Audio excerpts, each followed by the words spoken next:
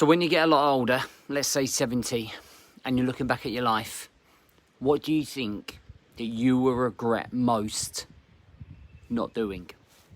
Welcome to the Rise to Thrive show. I am your host, James Borman, and if you are coming through, please do let me know. So I want you to tell me in the comments below what you fear most not achieving. So imagine, we're going to get into the show here. So I'll add some more context. But what I want you to put in the comments, and I want you to get involved in this. I want you to be more involved in this community. Don't just kind of listen here and not get involved. Literally be involved, because writing things down, this is almost like journaling. And let me know if you are coming through. It's like, it lets me know that people are still watching. So, listen, I want you to imagine you're 70 years old. Let's say you've lived your life. Doesn't matter where you are now. You're 70 years old, we're sitting here, we're looking out at sea, and you're being quite reflective. You've got like this free half an hour. Like, I'd like to think that we'd have a lot more free time than that at 70. But you've got this free half an hour, and you're sitting here, and you're looking out to sea, and you're looking back at the last 30, 40 years of your life, depending how old you are. And I want you to think about all the things that you said you were going to do at 30 or 40, or even 50 or 60, whatever. And I want you to think of all those aspirations that you had, all of the dreams that you had, all of the things that you wanted to go out and do and achieve, and all of the milestones that you set yourself. Then I want you to imagine the way that life has been between that point where you set all of those achievements and milestones and where you are now. And ask yourself how you would feel about not doing those things, not achieving those things, having not accomplished a lot of the things that you set out to do. What would hurt the most in terms of regret-wise? What would be your biggest regrets of the things you never got to do?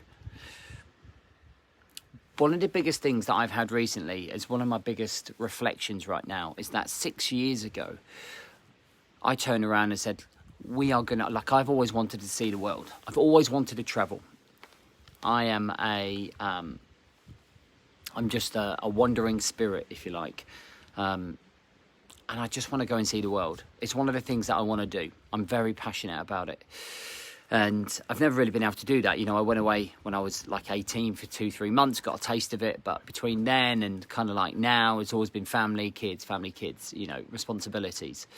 But Bailey, who's my youngest out of my oldest two, will be 18 in 4 years. And my big girl will be at uni, and then we just have our younger two. But 6 years ago, I always planned with Jem, my other half, that we would go travelling. Okay, that we would just go away for 12 weeks, come back for Christmas, go away for another 12 weeks, come back at Easter, go away for another 12 weeks, come back for the summer. Okay, and that's our aspiration. That's always been our dream. And, you know, still working, still 100% working, but just working and around the world. Now that 6 years is gone. I'm 4 years away from wanting to achieve that. And I guess self-doubt creeps in, right? Self-doubt about whether we can do it, about what's going to be happening in our lives externally, where we're going to be in the position in terms of the business. There's lots of external factors. And I already can feel that regret, that if that doesn't happen, I'm going to end up dying a troubled soul.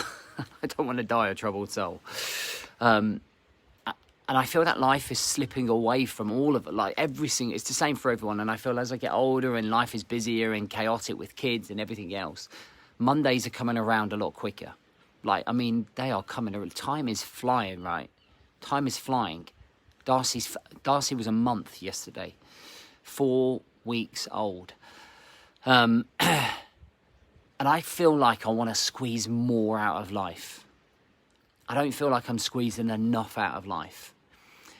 And I wanted to share this because I really wanted to wake me up, but I wanted to wake you up. And a lot of these shows are about me just documenting a lot of my thought processes. It's about documenting a lot of my thoughts, documenting a lot of my actions, my milestones, my pathways, and wanting to share that with you to hopefully inspire you to do something.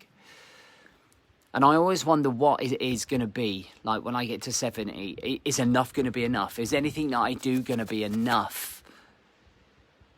Or if I don't go travelling, all of the things that I've done so far and achieved, are they going to just fall flat on their face because it's going to be overshadowed by the things that I didn't do?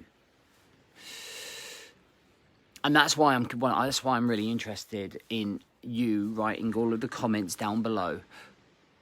The biggest regrets that you feel that you might have at 70 if you didn't do these things. You know, what are those big things that you keep dreaming about, that you want to do, that you want to focus on, that you want to like embrace, experiences, memories, actions, thought processes, all of those things combined, the way that you lived your life.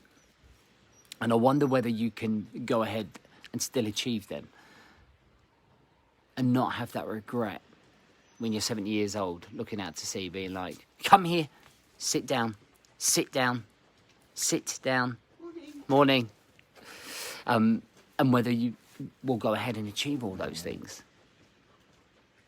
You know, what is that? Like, that fear of regret, that fear of not achieving those things, that should be the emotional connection.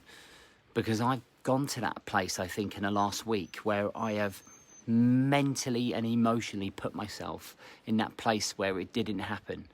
And it almost made me, it almost dropped my mood to the point where I was quite depressed about it.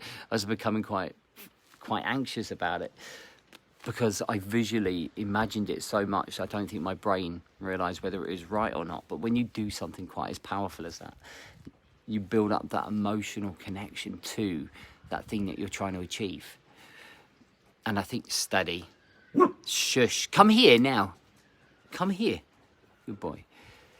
And that is the thing that we're trying to get, right? We're trying to find that emotional connection, because when you get to 70, you don't want to be looking back and going, I regret not doing this. I regret not doing that.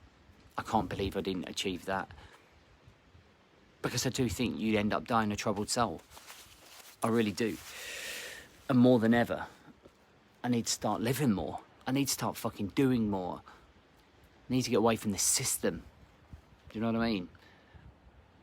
And I just wanted to share that with you. And hopefully that might inspire you to be like, oh my God, life is short. I need to do more. I need to squeeze more out of life. I need more out of life.